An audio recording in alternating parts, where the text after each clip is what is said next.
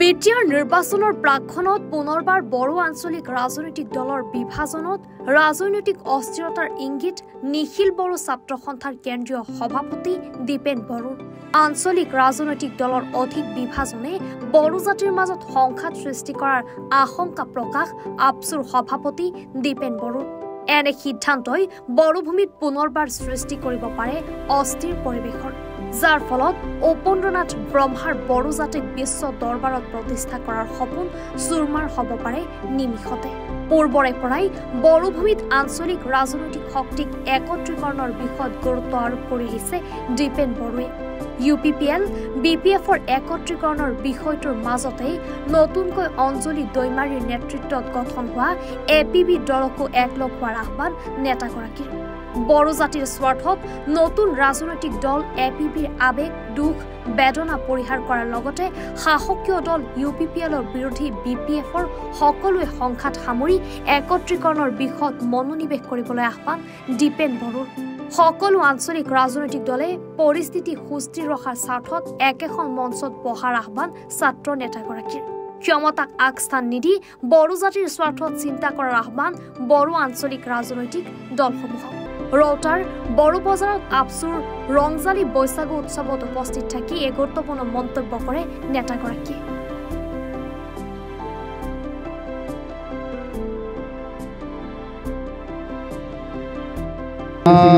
বিটিআৰখন এটা সৰু অঞ্চল ৩৫ লক্ষ জনসংখ্যা আছে এটা সৰু কাউন্সিল ইয়াত সীমিত সংখ্যক বাজেট আহে আৰু এই বিটিআৰখন অধিক ক্ষমতা সম্পন্ন কৰিবৰ কাৰণে আমি কাম কৰি আছোঁ চুক্তি ৰূপায়ণৰ কাম চলি আছে আৰু চুক্তি ৰূপায়ণৰ কাম চলি আছে কিছু দফা এতিয়াও আৰু কৰিবলৈ বাকী আছে তেনে এটা সময়ত একেটা সমাজৰ পৰা একেটা জাতিৰ পৰা বিভিন্ন জাতি জনগোষ্ঠীৰ মানে মানুহ লৈ পেলাই যদি আমি ক্ষুদ্ৰ ক্ষুদ্ৰ ৰাজনৈতিক দল বনাওঁ বা মানে যদি আঞ্চলিক ৰাজনৈতিক দলত যদি অধিক বিভাজন হয় এই অধিক বিভাজনৰ যি এটা পৰিৱেশ পৰিস্থিতিয়ে আমাৰ মাজত এটা সংঘাত সৃষ্টি কৰিব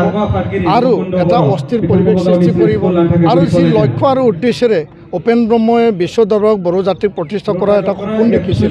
আৰু বিটিআৰত থকা সকলো জাতি জনগোষ্ঠী ভাষা ভাষী লোকক একেলগে এই অঞ্চলত এই কাউন্সিলৰ যোগেদি আগুৱাই নিয়াৰ যি এটা চিন্তা সেই চিন্তাত ক'তবা নহয় ক'তবা ইয়াত মানে কেৰুণ লাগিব ক'তবা নহয় ক'তবা সমস্যাৰ সৃষ্টি হ'ব তো যিসকলে আবেগ বা বিভিন্ন তেওঁলোকৰ দুখ বেদনা মনত ৰাখি পেলাই দল গঠন কৰিছে তেওঁলোকেও বুজিব লাগিব আৰু যিসকল অলৰেডি ইয়াত চৰকাৰ চলাই আছে যিসকল ইয়াতে বিৰোধী মঞ্চত বহি পেলাই এই চৰকাৰখনৰ লগত আছে তেওঁলোকেও বুজিব লাগিব আৰু ইয়াৰ কাৰণে সকলোকে এটা ৰাস্তা এটা মঞ্চত আহি পেলাই আগবাঢ়ি যাব কাৰণে মোৰ এইটো আহ্বান থাকিব ৰাজনৈতিক দলসমূহে বিবেচনা কৰিব ৰাজনৈতিক দলবোৰে ইয়াৰ ওপৰত পৰ্যালোচনা কৰিব আমাৰ আহ্বান বিটিআৰ এতিয়া আগৰ বড়ো অবড়ো পৰিৱেশ নাই বিটিআৰত আগৰ নিচিনা যে এটা সংঘাত সংঘৰ্ষ এতিয়া নাই গুলি বাৰুদৰ পৰিৱেশ নাই ধন দাবী হত্যা হিংসা অপহৰণৰ পৰিৱেশ নাই বিটিআৰ এতিয়া শান্ত এটা সুস্থিৰ এটা শান্তি এটা বাতাবৰণেৰে এতিয়া আগুৱাই যাই আছে আৰু তেনে এটা পৰিৱেশত আমি সকলোৱে একেলগে সমন্বয় ভাতৃত্ববোধ বুজাবুজি একতাৰ মাজেদি ৰাজনৈতিক দল থাকিব পাৰে মোৰ এইটো ক'ব লগা নাই কোনোবা জন্ম দিব পাৰে কিন্তু উদ্দেশ্য আৰু কাৰণ আৰু লক্ষ্যটো আগত ৰাখি আমি কি স্বাৰ্থত আৰু কিয় কাৰণে আমি এই দলবোৰক আমি জন্ম দিছোঁ আৰু ভৱিষ্যত ইয়াৰ প্ৰভাৱ সমাজত কি পৰিব সেই কথাটো সদায় নজৰ ৰাখি পেলাই কাম কৰিব লাগে আৰু ৰাজনৈতিক পৰিস্থিতি হিচাপ নিকাচ দল আৰু যিসকলে নেতৃত্ব দিছে তেওঁলোকে পৰ্যালোচনা কৰিব তেওঁলোকে ইয়াৰ ওপৰত বিবেচনা কৰিব নিখিল বড়ো ছাত্ৰ সন্থাৰ তৰফৰ পৰা সদায় আমি বিটিআৰ কেন্দ্ৰিক আঞ্চলিক ৰাজনৈতিক দলসমূহক একত্ৰিতভাৱে সমন্বয় আৰু এটা বুজাবুজিৰ মাজেদি আৰম্ভ কৰি আৰু একে যাত্ৰাত একে ৰাস্তাত আহি খোজত খোজ মিলাই পেলাই